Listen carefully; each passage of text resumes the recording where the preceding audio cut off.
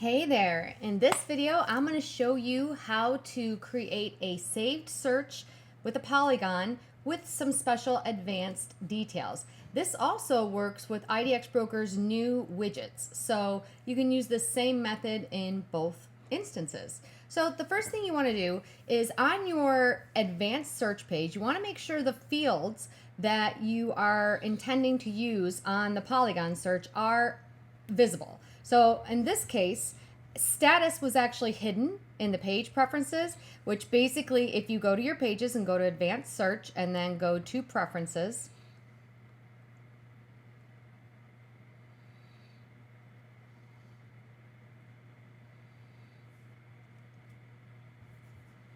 IDX a little slow here today. Okay, let's click on search setup and you can see the fields right here. So this was hidden and you couldn't see it, but that is one of the statuses that we want to use in our Polygon search. So we're going to go ahead and unhide it, and you can leave it so that the status says active right there, and just save it. And then go to your property advanced search page and refresh the page and make sure that that field is there. Same thing with any fields down here. So if there's a field that you want to use on that Polygon search, it needs to be visible down here so that you can use it. So you can go, if you want to adjust those fields, then you just go back to your page templates page. Actually, you could have done it from that page. At the bottom, it had the data fields. But easiest way is come here and follow the page all the way across and edit the fields right here. So you can go into fields, click on the property type that you want to edit, and then down here it's going to show you here are the fields that you have and here are the available fields. Now, easy to do, edit this. I recommend that you do this with all property types and make sure that these fields are showing the fields that you want to be on your public advanced search. You can add one of these fields and then remove it after you're done creating the saved search so that it's not visible, or you can leave it there and you can set it as a hidden value as well if you wanted. But for this purpose, we need it to be active and we need it to be public. All right, step 2, go and create your saved search. So you're going to go to Save Links. And we're going to go ahead and create a link.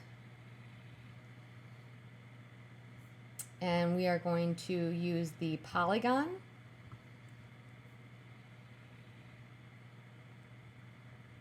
And then in this case, all we're going to be doing is creating a search that shows all active, pending, and closed properties. So I'm going to go ahead and just create any search. There we go, just creating a circle.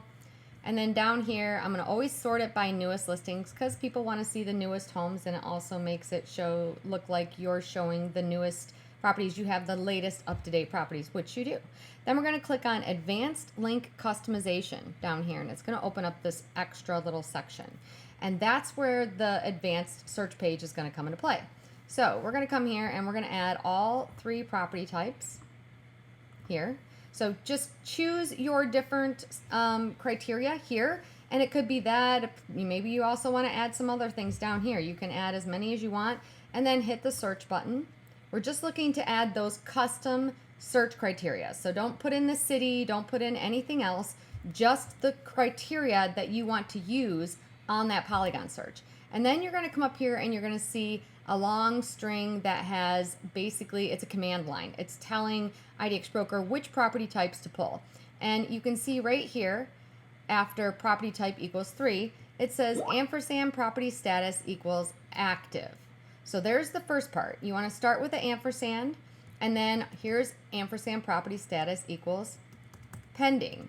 And then again, starting with ampersand property status equals closed. So we're going to grab that right there and we are going to copy it.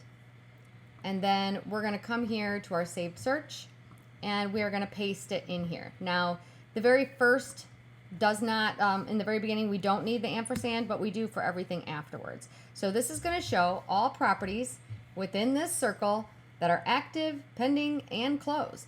And then we're going to go ahead and hit next step. And then we're going to give it a name.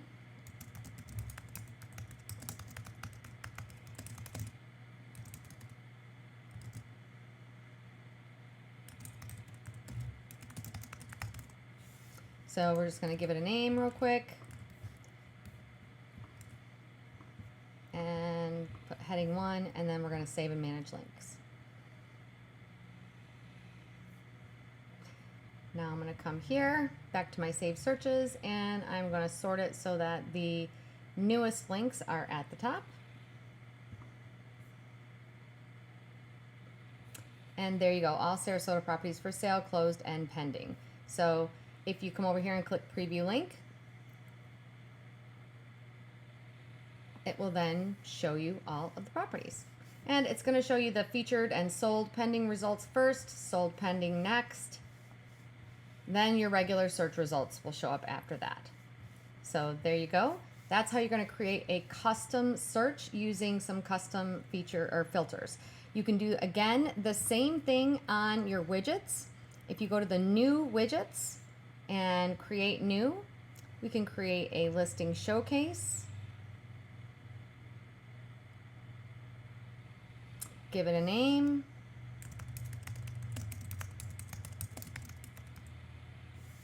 And we're going to leave that there. We can actually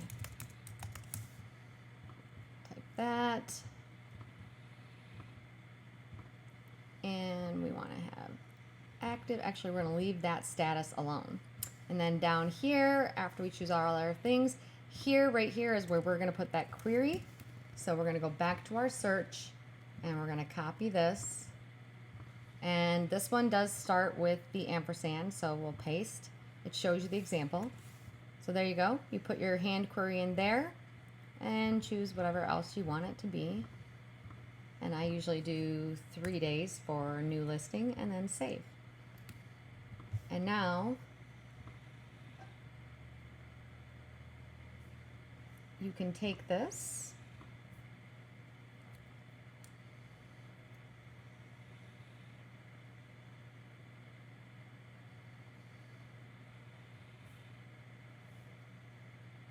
and there you go. Show you these properties. Now, if you wanted to sort your properties by, put all the active ones on top, you could actually create 3 different widgets and have one only show active, one show pending, and one show closed. And you could actually take that code and embed it into a page on your site. So you have all 3 property types and it's displaying in its own widget, but on the same page. So that's another idea for you. There you go, guys. If you have any questions, please feel free to give us a call. We'd love to be your IDXBroker developer partner. If you do not have a partner, we do all of our support for free, and we also have a lot of cool things that we do for our IDXBroker developer partners. So feel free to give us a call or shoot us an email over at support@yoursiteneedsme.com. Thanks, and have a great day.